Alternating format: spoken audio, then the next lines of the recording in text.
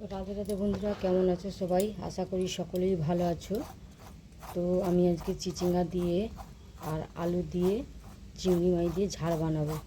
তো চিংড়ি মাছ, আলু আর চিচিঙ্গা দিয়ে ঝাল বানানোর জন্য আমি এখানে 4টা চিচিঙ্গা নিয়েছি। চিচিঙ্গাগুলো ভালো করে আমি জল দিয়ে পরিষ্কার করে ধুয়ে নিয়েছি প্রথমে, কারণ এটা কেটে ধুইলে এর যে আটাটা থাকে, আটাটা ধোয়া গেলে ভালো নয়। এর আটাটা থাকলে আমাদের শরীরের পক্ষে উপকার করে। তো এখানে আমি আপনাদের সঙ্গে কথা বলতে বলতে এগুলো একটা চামচ নিয়েছি, চামচের পেছনের সাহায্যে আমি এই চিচিঙ্গার আঁশগুলো আমি তুলে নিলাম। তো এইভাবে আমি প্রতিটা আঁশ তুলে নিচ্ছি। চিচিঙ্গার গায়ে যে আঁশটা থাকে আমি প্রতিটা, আপনারা চাইলে বঁটিতেও করতে পারেন, বঁটির থেকে এরকম চামচ দিয়ে করলে ভালো হবে, উপরন্তু তাড়াতাড়ি হবে।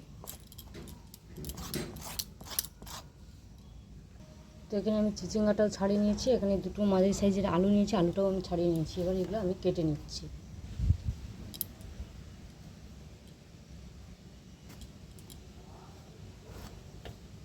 চিচিঙ্গাটা একদম নরম, আমি এইভাবে লম্বা লম্বা করে চিচিঙ্গাটা কেটে নেব।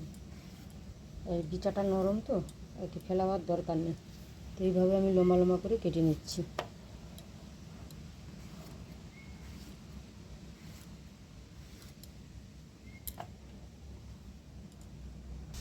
তো চিচিঙ্গা আর আলুটা আমার কাটা হয়ে গেছে, এবার আমি চিংড়ি মাছটা কেটে নিচ্ছি।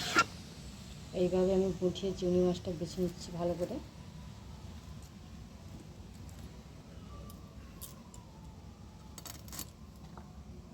তো দেখুন, চিংড়ি মাছটা এরকমভাবে খোলাটা ছাড়িয়ে আমি ভালো করে পরিষ্কার করে নিয়েছি।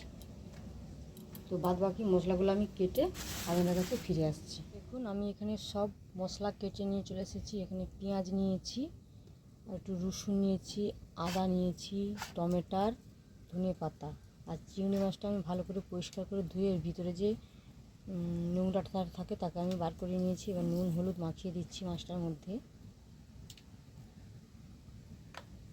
নুন হলুদটা মাখিয়ে আমি রেখে দিচ্ছি একটু।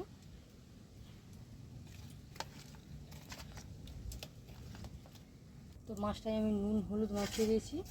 এবারে প্রথমে আমি মশলাগুলো বেটে নিচ্ছি, তারপরে রান্নার কাছে চলে যাব। আমি শিলের মধ্যে আদা রসুন আর পেঁয়াজটা দিয়ে দিয়েছি, আমি এগুলো বেটে নেব একসঙ্গে।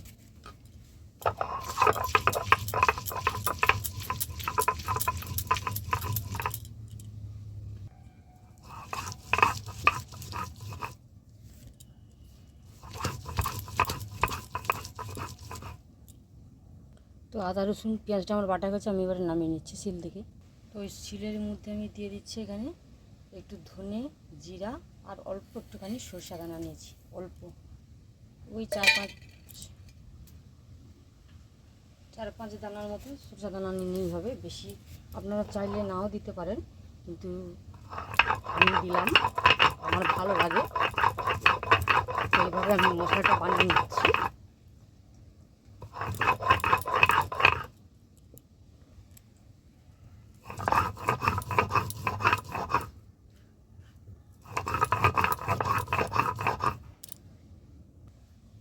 তো এইটা আমার বাটা হয়ে গেছে, আমি এইটা শিল থেকে তুলে নিয়ে ভালো করে শিলটা পরিষ্কার করে ধুয়ে নেব।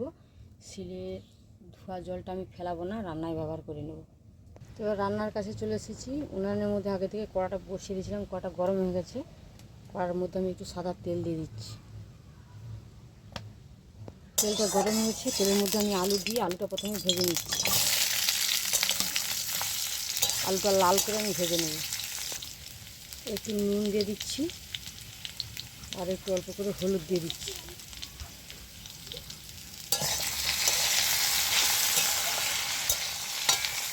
তো আলুগুলো লাল করে ভাজা গেছে, আমি এবারে আলুগুলো নামিয়ে নিচ্ছি। তো ওই কড়ার মধ্যে এবার আমি চিচিঙ্গাগুলো দিয়ে দিচ্ছি, চিচিঙ্গা দিয়ে এগুলো দিয়েও আমি ভেজে নেব।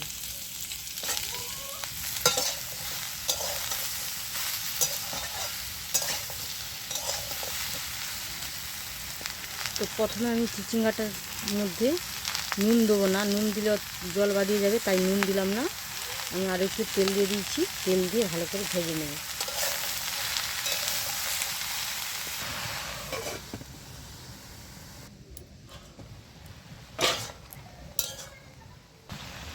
একটু নুন দিয়ে দিচ্ছি সামান্য, অল্প করে হলুদ,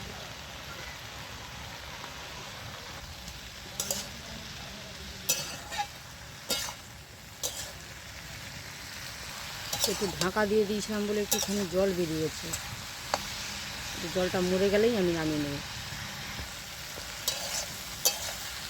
এই জলটা শুকনো হয়ে গেছে, চিচিঙ্গাটা আমার ভাজা হয়ে গেছে, আমি এবারে নামিয়ে নিচ্ছি।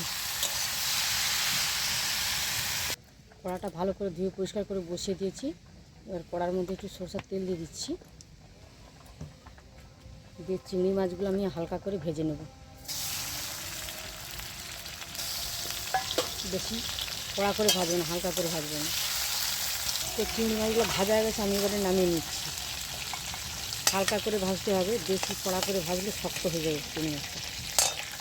তো ওই তেলের মধ্যে আমি দিয়ে দিচ্ছি টমেটোর কুচি,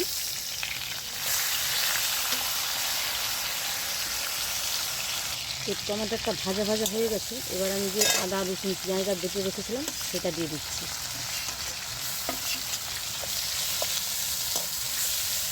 এটা ভালো করে কষিয়ে নেব যতক্ষণ না আদা রসুনের কাঁচা গন্ধটা চলে যাচ্ছে। দিয়ে দিচ্ছি নুন পরিমাণ মতন, হলুদ দিয়ে দিচ্ছি, লঙ্কা গুঁড়ি একটু 1 চামচের মতো, একটু শিল ধোয়া জল দিয়ে দিচ্ছি, দিয়ে আমি ভালো করে কষিয়ে নেব। তো আদা রসুনটা ভালো করে আমার কষানো হয়ে গেছে। এইবার আমি বেটে রাখা জিরা সরষা ধনাটা দিয়ে দিচ্ছি। তো মশলাটা ভালো করে আমার কষানো হয়ে গেছে। এবার আমি ভেজে রাখা আলু আর চিচিঙ্গাটা দিয়ে দিচ্ছি।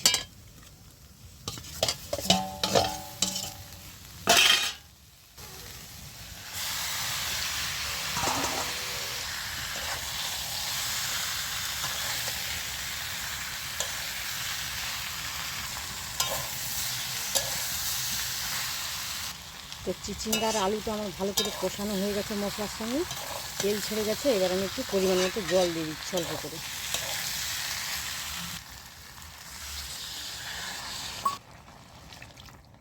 তো আমি এটা বেশি জল দেবো না, অল্প একটুখানি জল দিয়েছি।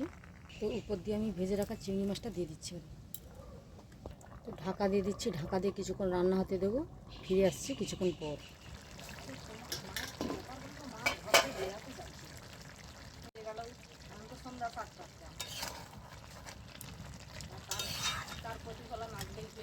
তরকারিটা আমার রেডি হয়ে গেছে, আমি এবারে নামিয়ে নিচ্ছি। তরকারিটা আমি নামিয়ে নিয়েছি, গরম গরম ভাতের সঙ্গে পরিবেশন করব। তো এরকম চিংড়ি মাছ দিয়ে চিচিঙ্গার তরকারিটা দুর্দান্ত লাগে। আপনারাও এরকম বানিয়ে খেয়ে দেখবেন, কেমন লাগে আমাকে অবশ্যই কমেন্ট করে জানাবেন। আর আমার রান্নাটা যদি ভালো লাগে আমার চ্যানেলটি সাবস্ক্রাইব করে আমার পাশে থাকবেন।